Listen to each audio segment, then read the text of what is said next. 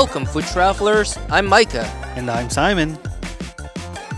In this episode, we make our way to the highest point in Las Vegas, and that point is the Stratosphere. Yeah, the Stratosphere is the really big tall building that you see as you land into Las Vegas.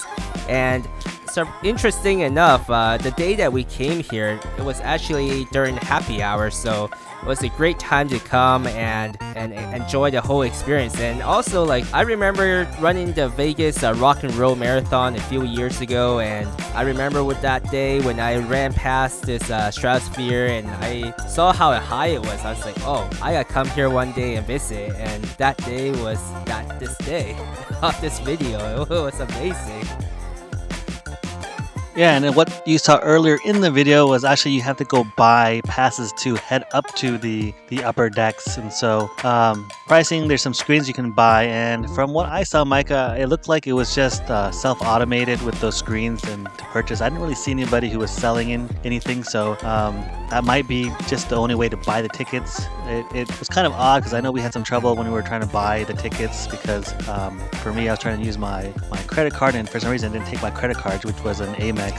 So just something to note that there might be some issues and you can't buy the tickets from somebody personally. Yeah, I think you might be able to purchase tickets online as well as one of the options, but something I do want to make a note of is after you buy your tickets, there is a security check, and so one thing they did mention is there's no selfie sticks or tripods. So make sure when you do come here not to bring any of that, or you're not going to be able to come up here.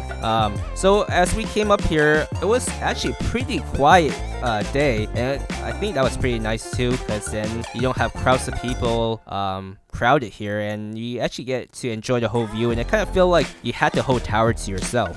Yeah, it's a good size tower, and it wasn't very busy that day we went. There's definitely were people around, but it didn't feel like crowded where you're bumping into shoulders or going through anything else. So we had a nice leisurely pacing in terms of going around and walking and taking a look at all the things. And kind of all throughout the level of the interior at the 108 level, there's these screens in which you can kind of look, and I'll tell you all the significant kind of landmarks and things to see throughout that you're looking at in Las Vegas itself.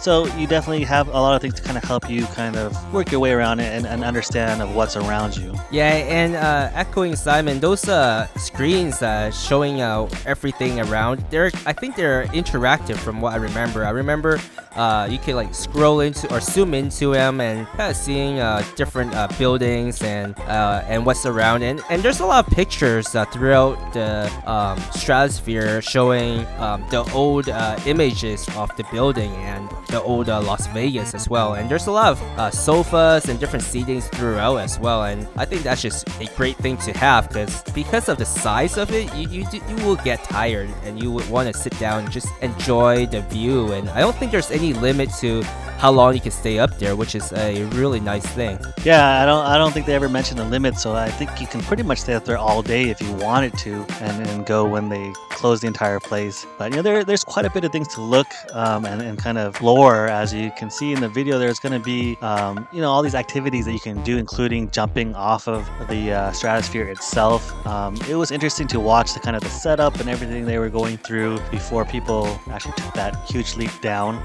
It's definitely something that it would be interesting to do in the future if I ever get to the point where I think I'm okay with jumping through it. Kind of do want to do it, at the same time I kind of don't, so I'm kind of in the middle and hesitating at this point, but maybe one day. Yeah, I definitely have no interest of jumping off buildings, so that would be all you, Simon. But watching the guy jump off the side of the building, it kind of looks like it's restricted in a way where you can't go that quickly. It looks like it's according, I don't know, I'm not sure how I'm saying this, but it looks like they only let you go a certain speed down the building. Yeah, I don't know the details too much. I always thought it was just a regular bungee jumping, but maybe it's just like controlled controlled kind of harness going down, but I don't know. But throughout the top section here, you'll have all these different shops and cafes and places to drinks. So there's definitely things up there that you can kind of spend your time to kind of enjoy and relax. And if you're hungry, to go grab stuff to eat.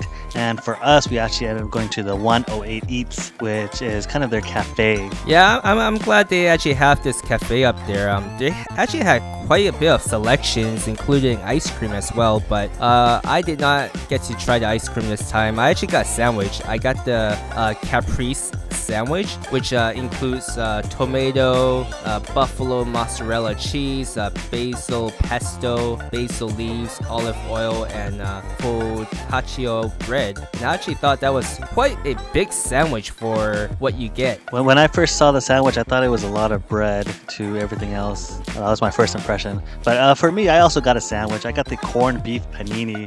That comes with corned beef, chopped pickles, and cabbage slaw, Swiss cheese with Russian dressing, and that's all on a sourdough bread.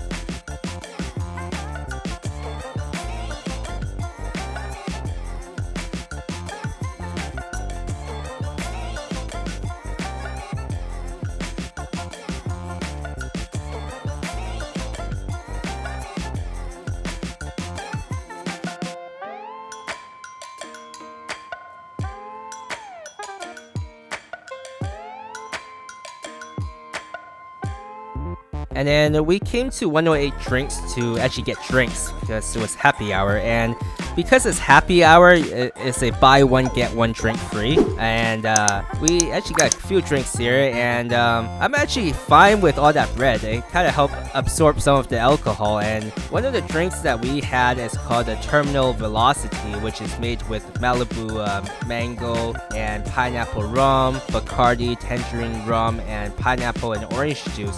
And upon the first few sips of it, I was thinking, or actually I asked Simon, is there even alcohol in this? This is so sweet. It tastes like nothing. Yeah, pretty much it's like candy. It tasted really good. You really can't tell the alcohol, but when I was watching the bartender make the drinks, there was a good amount of alcohol that he put in there. So I know later on it kind of caught up with us when we were heading back from the restaurant, heading back to the hotel room, and we didn't realize that. You kind of realize that there is alcohol in there because I definitely felt it on the way back later. And also something to note that there's also another restaurant located above the 108, and that restaurant we didn't get to try that restaurant out. It's has a nice dress code, and unfortunately during this trip I didn't bring anything really nice, so we couldn't book any reservations to that spot. But maybe one day there are other videos with people who have tried that restaurant, but one day hopefully we'll be able to come back and try that one at another time. Yeah, and they also had like a wedding chapel there too, so maybe you could get married and go to that chapel, Simon. Yeah, sure. And going back into to the food and sandwiches and the drinks, I think this is a great place with a really amazing view to enjoy everything in. I don't think there's a better spot to have a lunch and just enjoy your drink and your day. It's definitely something that you want to try once if you haven't been here. You definitely get a good kind of layout of how Vegas is because you kind of see the strip and where it's going, where the airport is, and kind of all the surrounding areas. So you definitely will help you get familiar with how Vegas is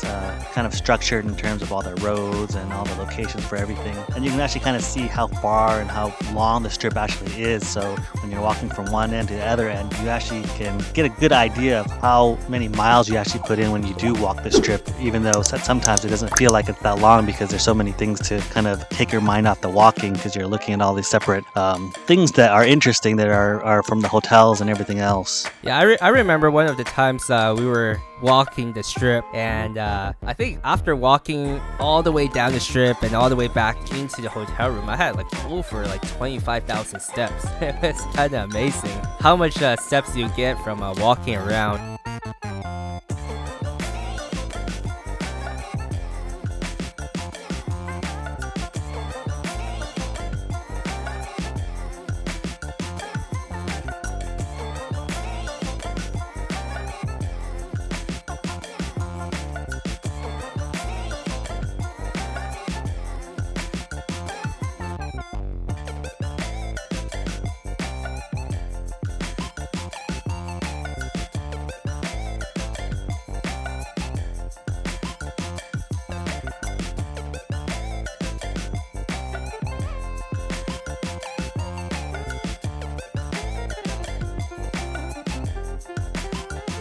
After lunch, we actually headed up to the 109th floor, and that's where the outdoor observation deck is. Yeah, and this is also where some of the rides that you can go on that's on top of the Stratosphere. I wasn't sure because I know there was more than the 2 rides that we saw, or at least from this location, and I tried walking around, but I couldn't really find where the other rides were. The only things that I could see was the ride that's on the very tippy top of the Stratosphere itself that kind of shoots you up even higher and then makes you fall down. And then also another one that kind of goes off along the edge and it kind of spins you around in a circle. But I know there were other rides, at least from other videos and other articles that I've seen about the Stratosphere, but for some reason I just couldn't find a way to walk out and actually find where those rides were located, be able to kind of film those. Yeah, I didn't see any other areas or any other rides up there as well. But looking down in around this outdoor observation deck, it was actually not surprisingly not too windy for being so high up. Maybe because we're in the desert. Yeah, definitely very possible. One of the things that I didn't note, at least for the day that we went, because it is kind of towards winter time and it's a little cold, but I always kind of ran into this issue where when I was on the sunny side it was warm, then when I'd go on to the shaded side it was cold, so it was kind of this fight between the two of staying warm or getting too warm, and so that's definitely something to note. Yeah, so if this is a place that you've never been to and you're actually looking for something to do or somewhere to see in Las Vegas, I would definitely recommend this place to visit.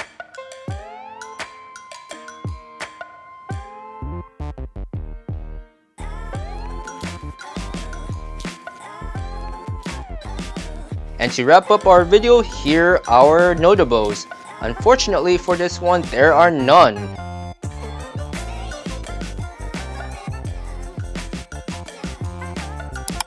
And to support our channel, don't forget to hit like, subscribe, and hit the notification bell for the YouTube algorithm. And for more photos, follow us on Instagram. See you guys on the next episode.